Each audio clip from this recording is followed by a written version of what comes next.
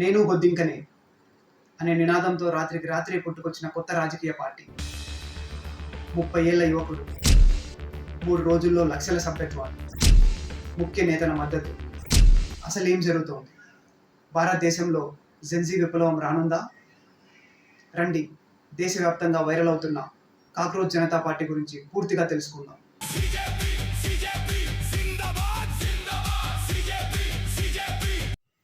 Hello everyone, I'm doctor Harish Ganga and welcome to my channel weekend delight. ఈ అసాధారణ digital ఉద్యమం వెనుక ఒక తీవ్రమైన ఆత్మగౌరవ పోరాటం దాగి ఉంది. అది మే 16, 2026. సమయం ఉదయం 11 గంటలు. ఒక కోర్టు విచారణ సందర్భంగా సుప్రీంకోర్టు ప్రధాన న్యాయమూర్తి జస్టిస్ సూర్యకాంత్ గారు చేసిన కొన్ని వివాదాస్పద వ్యాఖ్యల నేపథ్యంలో ఈ నిరసన జ్వాలలు చెలరేగాయి. ఒకసారి ఈ వీడియో క్లిప్ చూడండి. I understand. There are already parasites in society who attack you people, you attack the system, and you want to join hands with them. No, my lord. I understand, my lord, and I understand. Have you seen there are youngsters like cockroaches? They don't get any employment. They don't have any place in profession.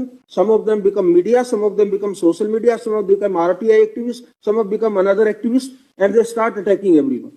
ఉపాధి అవకాశాలు లేక social media, స్వతంత్ర journalism, సమాచార హక్కు చట్టం, క్రియాశీలత వైపు మరలుతున్న నిరుద్యోగ యువతను ఉద్దేశించి వారు వ్యవస్థపై దాడి చేసే బొద్దింకలు, సమాజాన్ని పట్టి పీడించే పరాన్న జీవులంటూ ఆయన వ్యాఖ్యానించారు.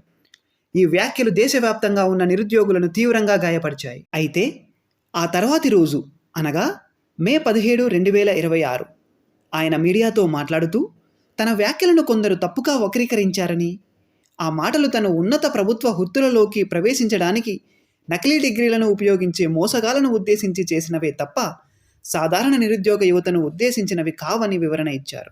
అయినప్పటికీ అప్పటికే జరగాల్సిన నష్టం జరిగిపోయింది. నిరుద్యోగుల అసలైన గొంతుగా అభివర్ణించుకుంటూ ప్రముఖ డిజిటల్ క్రియేటర్, ఢిల్లీ వాసి అయిన అభిజిత్ దీప్కే కాక్రోచ్ జనతా పార్టీని స్థాపించాడు. ఈయన ప్రస్తుతం అమెరికాలోని బోస్టన్ యూనివర్సిటీలో మాస్టర్స్ చేస్తున్నాడు. ఈయన గతంలో Aam Aadmi party social media కార్యకలాపాలలో చురుగ్గా పాల్గొన్నట్టు సమాచారం. పైకి ఇదంతా కేవలం ఒక వ్యంగ్య పరిహాసంగా కనిపిస్తున్నప్పటికీ ఈ బృందం దేశంలోని తీవ్రమైన సమస్యలను 5 సూత్రాల రూపంలో ప్రశ్నిస్తూ ఒక అధికారిక మేనిఫెస్టోను కూడా విడుదల చేసింది. అందులోని ప్రధాన అంశాలు ఇవే. మొదటిది, సుప్రీంకోర్టు మరియు హైకోర్టుల ప్రధాన న్యాయమూర్తులకు పదవీ విరమణ చేసిన తర్వాత ఎలాంటి ప్రభుత్వ పదవులను ఇవ్వకూడదు.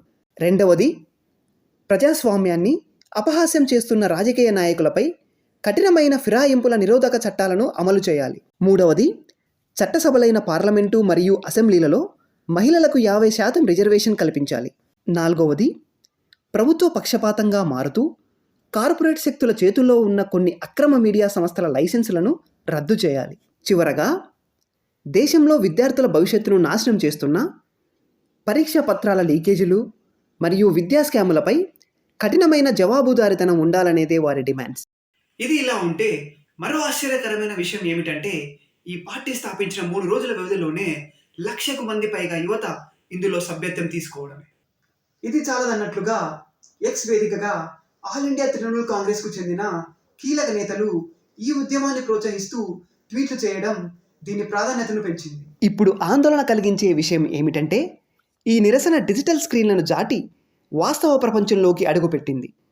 దేశ రాజధాని ఢిల్లీలో వందలాది మంది యువ వాలంటీర్లు ఏకంగా బొద్దింకల వేషధారణలు ధరించి రోడ్లపైకి వచ్చారు. వారు కేవలం నినాదాలు చేయడానికే పరిమితం కాకుండా అత్యంత కాలుష్యమయంగా మారిన యమునా నదిని స్వచ్ఛందంగా శుభ్రం చేస్తూ ఒక వినూత్నమైన శాంతియుత ప్రదర్శనను నిర్వహించారు.